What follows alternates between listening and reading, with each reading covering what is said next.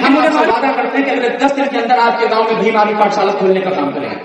गांव जिलों में भीम आर्मी पाठशाला खोल ले कि गरीब बच्चा अगर उसके हाथ में किताब महंगी नहीं मिल पा रही है तो वो बैठ के उस भीम आर्मी पाठशाला में पढ़ सके। मैं आपके गांव के बीच में हूँ और मैं इस प्रदेश का प्रदेश संयोजक हूँ। मैं नहीं चाहता कि मैं कोई ऐसी चीज बोल के जाऊं जो पहले से आपके नेता बोलते रहे और फिर कल को कहूं कि भैया भी वही बोल के गया था। तो आज क्या सिर्फ एक ही साधन है, वो क्या है? क्या है वो? कलम। एक है वो, क्या है वो? कलम। इस कलम की ताकत से ये जो शख्स आपके सामने खड़ा है इसलिए गलत के बोल रहा है, और जो लोगों के हाथों से कलम छीनी जा रही है उन्हें नहीं पता कि क्या उनका छीना जा रहा है। आप भी कह रहे हैं आपका आज कल बड़ा होगा, क्या दोबारा फिर से मकान बना पाएगा? नहीं बना पाएगा। क्यों? आपको मानसिक तरीके से विकलांग किया जा रहा है। और मैं आपको बड़े करता हूँ, जो लोग जाति के नाम पे आपको गाली देते हैं, जो लोग जाति के नाम पे आपका उपहास लाते हैं, जो लोग गरीबी के नाम पे आपका उपहास लाते हैं, कल को जिस दिन आपका बेटा वकील और डॉक्टर इंजीनियर डीएम बन के आएगा वो लोग आपको बाबूजी और मैडम करने को मजबूर हो जाएगा। अगर उनका मुंह पे तमाचा मारना है तो आपको आज लोग रास्ता तो दिया जा रहा है, लेकिन आपको पता नहीं कि आपको अपाहिज के साथ साथ मुझे बताओ फ्री में शिक्षा दे सकते? एक बार सवाल करना, मैं दावा करता हूं कि मुंह मोड़ के अगर वहां चला जाए तो मेरा नाम बदल दे। लेकिन हम भीम आर्मी आजाद समाज पार्टी के व्यक्ति अपने नेतृत्व के आदेशानुसार भीम आर्मी पाठशालाओं का निर्माण करने के आपके बच्चा का भूखा तो रोटी कौन मांगेगा?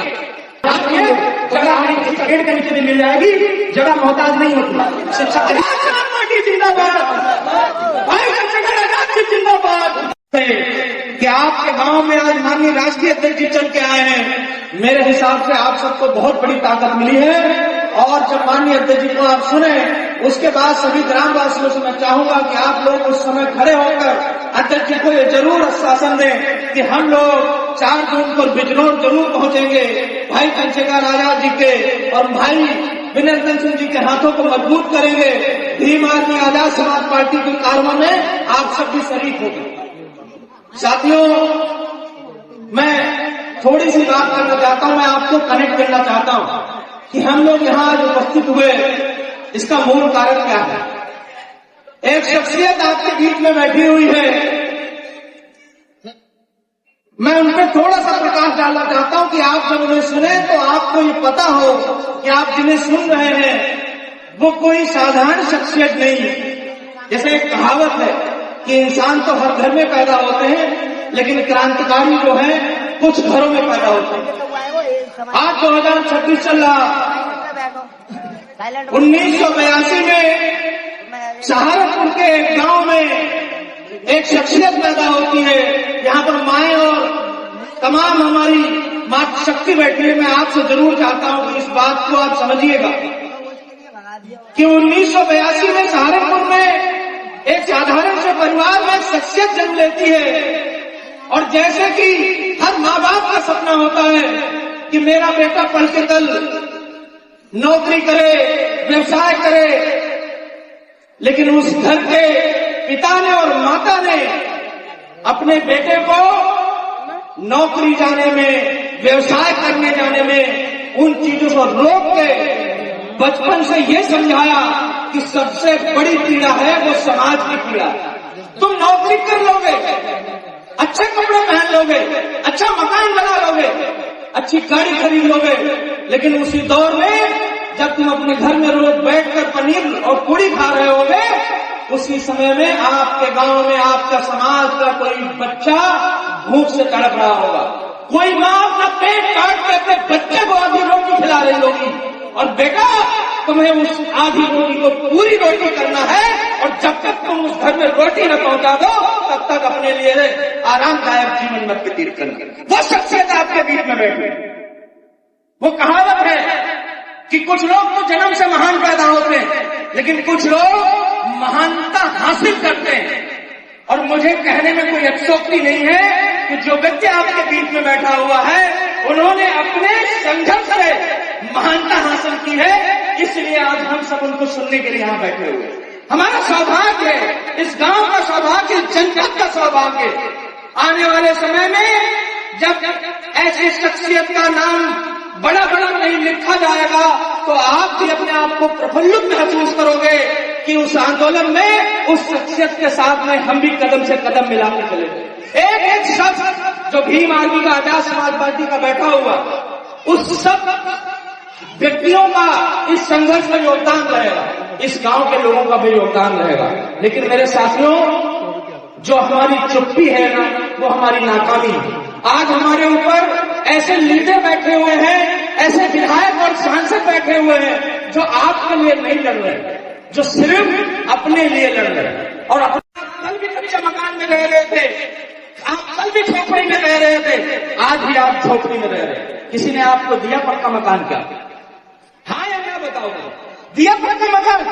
चलो छोड़ो, पक्का मकान अगर है भी आपके पास में, कभी आपको प्रधान ने कॉलोनी दे दी या और किसी माध्यम से आपने पक्का मकान भी बना लिया, ये मकान अगले 20 साल, 25 साल, 30 सालों में जर्जर हो जाएगा। आप गारंटी ले सकते हो कि आपका बच्चा जब कल बड़ा होगा, क्या दोबारा फिर से मकान बना पाएगा? नहीं बना पाएगा। क्यों? क्योंकि उसके हाथों में कलम और किताब नहीं है। वो कलम और किताब छीन ली जा रही है, आप समझ नहीं पा रहे। आपको मानसिक तरीके से विकलांग किया जा रहा है, आपको बड़े बड़े ख्वाब दिखाए जा रहे हैं कि आपको ये मिलेगा, आपको वो मिलेगा, लेकिन जो मेन चीज है शिक्षा, उससे आपको वंचित किया जा रहा है। और मैं खुश हूं कि मेरा राष्ट्रीय नेतृत्व, मेरा संगठन, मेरी पार्टी सबसे पहले जो कलम आपसे छीनी गई थी, वो कलम आपके हाथों में वापस करने का काम करेगी। सबसे पहले जो किताब आपसे छीनी गई थी, उस किताब को हर बच्चे के हाथ में दिया जाएगा। और मैं आपसे वादा करता हूं, जो लोग जाति के नाम पे आपको गाली देते हैं, जो लोग जाति के नाम पे आपका उपहास लाते हैं, जो लोग गरीबी के नाम पे आपका उपहास लाते हैं, कल को जिस दिन आपका बेटा वकील और डॉक्टर, इंजीनियर, डीएम बन के आएगा, वो लोग आपको बाबूजी और मैडम करने को मजबूर हो जाएगा। अगर उनके मुंह पे तमाचा मारना है तो हमारे पास सिर्फ एक ही साधन है। वो क्या है? क्या है वो? कलम। एक है वो, क्या है वो? कलम। इस कलम की ताकत से ये जो शख्स आपके सामने खड़ा है, इसलिए गरज के बोल रहा है। और जो लोगों के हाथों से कलम छीनी जा रही है, उन्हें नहीं पता कि क्या उनका छीना जा रहा है। आपको 5 किलो राशन तो दिया जा रहा है, लेकिन आपको पता नहीं कि आपको अपाहिज भी साथ साथ बनाया जा रहा है। मुझे ये बताओ, बुजुर्ग लोग बैठे हुए हैं, आप अपने जमाने में 1 बीघा खेत में दाल से वोट डालते होंगे, नहीं बोलते थे? लेकिन आज की जनरेशन, अगर इससे कह दिया जाएगा कि 1 कोना ही आपको फड़ुआ की दाल से करना, नहीं कर पाएगा। क्यों? क्योंकि मेहनत अब उसके काम में, उसको स्वरूप में नहीं रही। अब कल को आपका राशन जब बंद कर दिया जाएगा, तो आपका बच्चा और आपका परिवार फिर से भूख से मरने के लिए बेबस हो जाएगा। आप कहो ना अपने नेता से, कल को चुनाव होगा, आपके यहाँ की विधायिका आपके बीच में आएगी, आपके यहाँ का सांसद आपके बीच में आएगा, आप पूरे गांव के लोग खड़े हो जाओ और बोलो नहीं चाहिए रोड, नहीं चाहिए मकान। क्या तुम हमारे गांव के 20 बच्चों को फ्री में शिक्षा दे सकते? एक बार सवाल करना, मैं दावा करता हूं कि मुंह मोड़ के अगर वो न चला जाए तो मेरा नाम बदल देंगे। लेकिन हम भीम आर्मी आजाद समाज पार्टी के व्यक्ति अपने नेतृत्व के आदेशानुसार भीम आर्मी पाठशालाओं का निर्माण कर रहे हैं। गांव जिलों में भीम आर्मी पाठशाला खोल रहे कि गरीब बच्चा अगर उसके हाथ में किताब महंगी नहीं मिल पा रही है, तो वो बैठ के उस भीम आर्मी पाठशाला में पढ़ सके। मैं आपके गांव के बीच में हूं और मैं इस प्रदेश का प्रदेश संयोजक हूं। मैं नहीं चाहता कि मैं कोई ऐसी चीज बोल के जाऊं जो पहले से आपके नेता बोलते रहे और फिर कल को कहो कि ये भैया भी वही बोल के गया था। आज आपके गांव में कहता हूं कि मेरे जिलाध्यक्ष, भीम आर्मी आजाद समाज पार्टी की पूरी टीम मौजूद है। अगर आज से लेके कल तक या और अगले दिन तक आपके गांव का कोई एक बच्चा और कोई एक बच्ची जिसने इंटर या ग्रेजुएशन किया हो, वो आगे आके कहे हमारी टीम से कि हम गांव में अपने गांव के जो गरीब बच्चे हैं उनको पढ़ाना चाहते हैं, हम आपसे वादा करते हैं कि अगले 10 दिन के अंदर आपके गांव में भीम आर्मी पाठशाला खोलने का काम करेंगे। हम अमीर नहीं है, हमारी जेब में कुछ नहीं है, लेकिन मुझे मालूम कि हमारे पास ऐसे शख्स बैठे हुए हैं, हमारे साथ ऐसे लोग जुड़े हुए हैं जिनसे हाथ जोड़ के निवेदन करेंगे कि हम अपने 50 बच्चों को पढ़ाना चाहते हैं, इनके लिए आप किताब खरीदिए। क्या हमारे लोग किताब नहीं दे सकते? दे सकते हैं ना, तो अगर जो दे सकता है उससे लेके और जिसके पास नहीं है उसको देने का काम किया जाएगा, लेकिन ये साहस किसे दिखाना पड़ेगा? ये आपको दिखाना पड़ेगा। आपका बच्चा अगर भूखा है तो रोटी कौन मांगेगा? आप मांगोगे। तो अगर आपका बच्चा नहीं पढ़ पा रहा है तो आपको आगे आना पड़ेगा। कोई भी बच्चा, जिलाध्यक्ष जी कहाँ है? आप खड़े हो गए।